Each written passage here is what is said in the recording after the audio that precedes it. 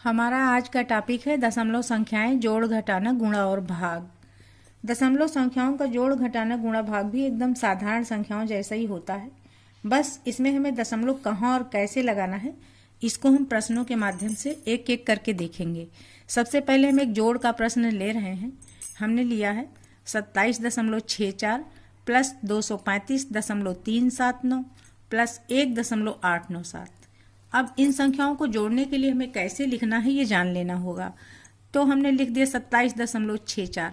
अब अगली संख्या आप जब लिखेंगे ना तो दशमलव के नीचे ही दशमलव हमारा लगना चाहिए। हमने यहाँ दशमलव लगा लिया, उसके पहले जो अंक हैं उनको हमने लिख लिया और दशमलव के बाद वाले अंक भी हम ऐसे ही उतार लेंगे। अब हमारा अगला नंबर है 1.897। अब हम इनको एकदम साधारण संख्याओं की तरह ही लाइन खींच करके जोड़ लेंगे। 7 और 9 जोड़ा, 7 7 14, 2 16 के 6, हासिल आया 1, 4 1 5 7 12, 12 8 20 21 का 1, हासिल आया 2, 6 2 8 8 16, 17 18 19 के 9, हासिल आया 1, दशमलव अपनी जगह पे लग जाएगा। 7 में हासिल जोड़ा 8 8 5 13 1 14 के 4, फिर 1 हासिल आया 3 2 5 1 6 और लास्ट में ये 2। तो जोड़ एकदम सिंपल ही हमने किया, सिर्फ हमको इसमें करना ये था कि अंकों को जो लिखना है तो दशमलव के नीचे ही हम दशमलव को लगाते हुए लिख लेंगे। अब अगला एग्जाम्पल हम देखते हैं, उसमें जोड़ और घटाना दोनों है। 72.387 प्लस 185.23 माइनस 29.29।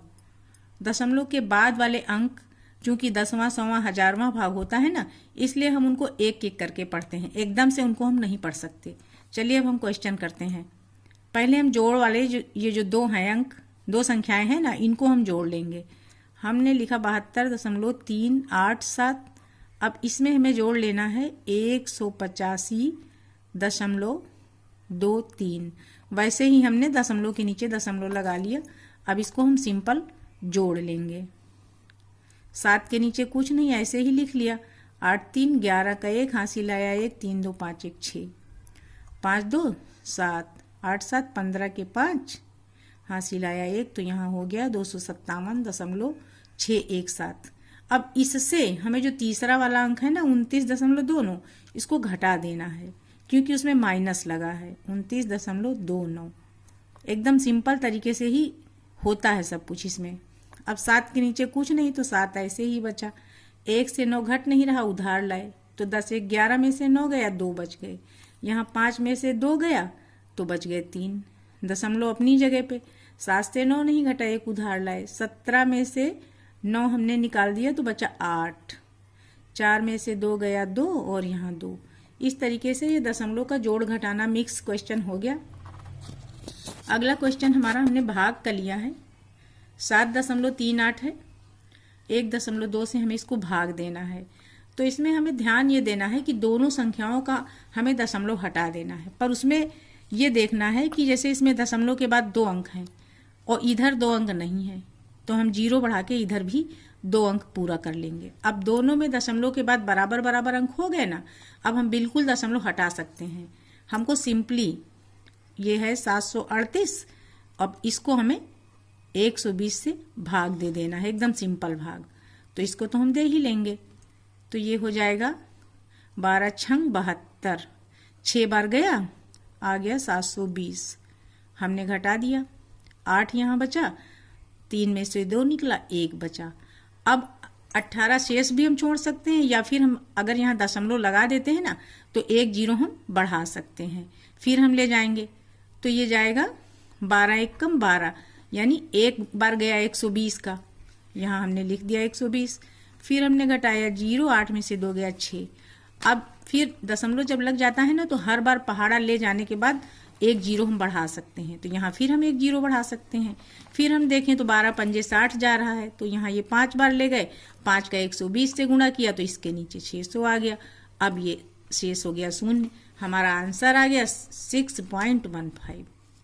अगला एग्जाम्पल हम फिर एक गुणा का देख रहे हैं कि गुणा के प्रश्नों में हमें दशमलव कैसे लगाना है। भाग के प्रश्नों में तो हमने देख लिया। यहाँ क्या है, 67.3 को हमें गुणा करना है 1.5 से। तो गुणा एकदम सिंपल जैसे साधारण संख्याओं का होता है। चलिए हम लिखते हैं क्या आएगा गुणा। हम 15 से ही डायरेक्ट करते हैं। 15 तिया 45 के 5, हासिल आ गया 4। 15 छक्का 90, 15 सत्ते 105।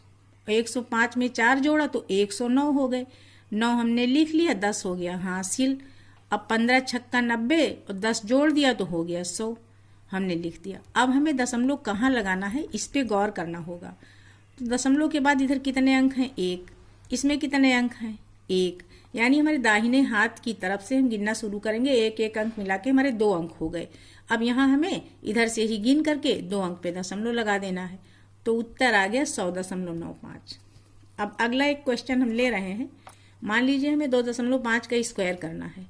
तो स्क्वायर करने का क्या मतलब है? 2.5 को हम 2.5 से गुणा कर देंगे। 25 का 25 से गुणा करते हैं ना तो 625 आ जाता है।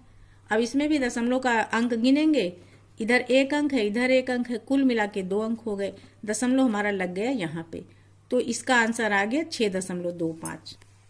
हमारा अगला प्रश्न है 15.6 गुणा एक क्वेश्चन मार्क बराबर 1248। तो क्वेश्चन मार्क की वैल्यू निकालने के लिए हमें क्या करना होगा?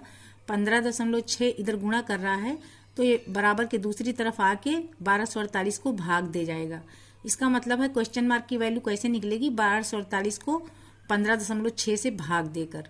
तो हमें सबसे पहले 15.6 का दशमलव हटाना होगा। तो जब हम इसका दशमलव हटाएंगे ना तो इसके लिए हमें क्या करना होगा? ये हो गया 156 है ना, यहाँ क्वेश्चन मार्क। अब यहाँ क्या है?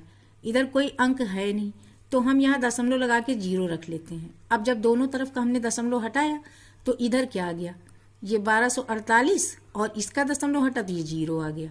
अब बस सिंपली हमें 12,480 इसको हमें भाग दे देना है 156 से। चलिए हम भाग देते हैं। 15 का पहाड़ा हम पढ़ के देखते हैं। 15 × 25 = 75, 15 छक्का 90, 15 सत्ते 105, 15 अट्ठे 120। 8 बार गया ये। अब 8 से हम इसको गुणा कर देते हैं। तो 8 छंग 48 के 8, हासिल आया 4। 8 × 45, 4 × 44 के 4, हासिल आया 4। और 8 × 1 = 8, 4 = 12 है ना। अब ये 8 बार गया। अब हम घटाएंगे इसको। घटाने पे क्या आया?